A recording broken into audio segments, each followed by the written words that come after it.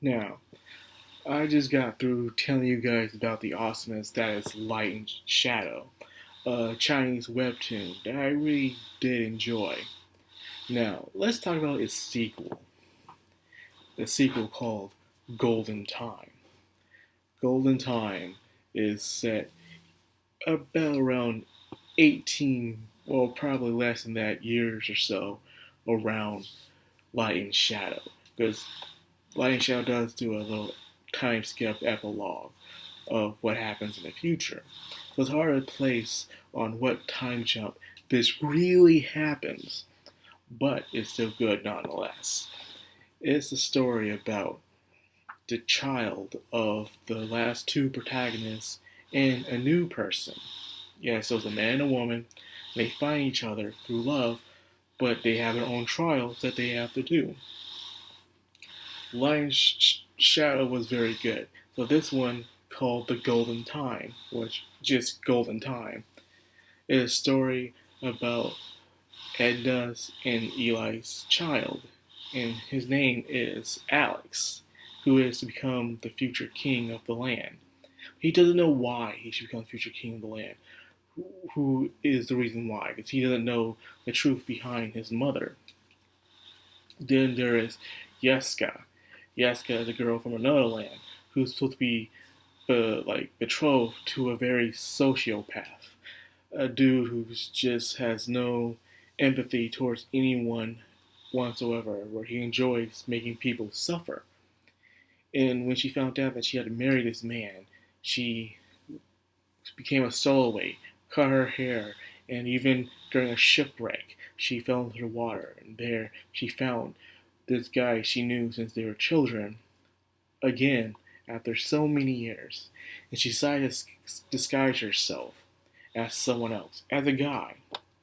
Ironically, just like the last protagonist, in order to keep herself safe from the royal hunt. And as time goes on, they have hunches, especially Alex, of who this person is. He can't put his finger on it and thinks that it's just a very feminine boy. When in reality, it's the person he knew since they were children. They, Lord Alex is on a quest to know what it means to be a good king, because he knows he himself is very ignorant of the world.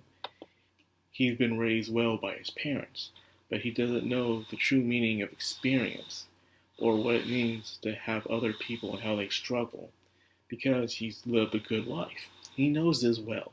So he takes a few loyal men and travels around, see what good deeds he can do. And this is where he finds Yaska again, named as someone else, Pete. There they go on adventures of cleaning up the kingdom and also dealing with other corrupted nobles. On the other hand, the person Yaska had stolen away from decides to go after her. But he sends terrible men who will do anything to anyone to get their hands on her. So this is a story about two people who are trying to go to the future by knowing what they can do to make life better. One does it by seeking refuge and help, while one does it by traveling around, seeing what it means to be a good person. And yes, you do see characters from the past series here, much older and wiser than what they are. They still act the same nonetheless, just older. But it's still a good story as it was before. It's even longer than the previous one, actually. So when it comes to these kind of stories where the story is about the main character's children, most of the times they don't do very well. Because you write such good characters from before, it's hard to write good characters again where people can't help but compare them from the previous characters. It's really hard to do that, especially in anime. But here they do it well. They make these characters their own. It's very nice. They do.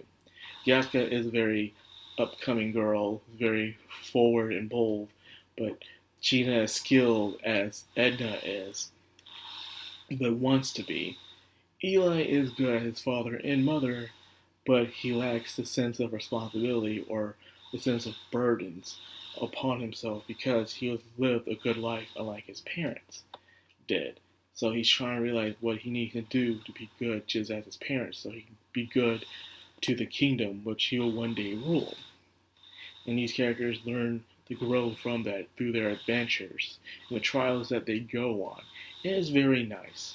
You know, even and it's hilarious how they take on the other characters. One is a poor kid who also knew Alex and Yeska as children for a certain incident, and when things were resolved of that incident, he vowed to become a good man, but it was hard for him because he stayed a poor man, and to the point where people he was looking after paid the ultimate price for it, and he was suffered because of it, found Alex again, and Dean be served at his side no matter what. You have a man who's very strong, but he's a gentle giant who wants to find himself useful to someone for once. So he joins Alex as well. You find a failed knight who is very skilled but is ashamed of himself, not wasn't able to protect the person that he was sworn to protect. You have so many people who are on this brigade where they wish to become better people, seeking redemption of what they've done or trying to find something in their life that gives them meaning on this band of merry men and one girl. And it is just as good, probably even darker than the previous story, but it doesn't lose its way. You know, it still feels like it's a story from Light and Shadow, just being told by different people. And I do enjoy that very much. A lot of stories can't do that. They really can't. You know, look at Broto and even Shaman King and stuff. They try to bring back the magic, but they just can't. They really can't. It's really hard to do so because it's what those characters from before went through compared to the characters now. You know, the characters from before always go through a time of struggle and trying to find the light at the end of the tunnel, where the new characters already were born within that light, within a time of peace, so it's hard for them to have some true meaning or attachment. They didn't have the bad life the previous characters have. They had a good life. So now you gotta find out what can make them who they are. It's really hard to do that. But this story finds a way. It finds a way by making the characters likable and put them in situations that the mom and dad have not been in. So therefore, it can draw yourself on these characters without feeling like it's another rehash of the previous story. So I give them a thumbs up for that. Good job on that. So yes, you should definitely also as well read Golden Time. I've only made a video about this as well, is because a lot of people beforehand did not know that there was a sequel to the story of Light and Shadow, because it was called Golden Time. So therefore, no one knew that. And because of that, a lot of people looked over it, and some didn't, because the cover looks really nice about it. So that's why I made this video, just in case you enjoyed Light and Shadow, but you didn't know there was a sequel. I didn't know there was a sequel to it for a long time, until I picked it up a couple of years ago, and then I just got through rereading it, I should talk about this. So here I am.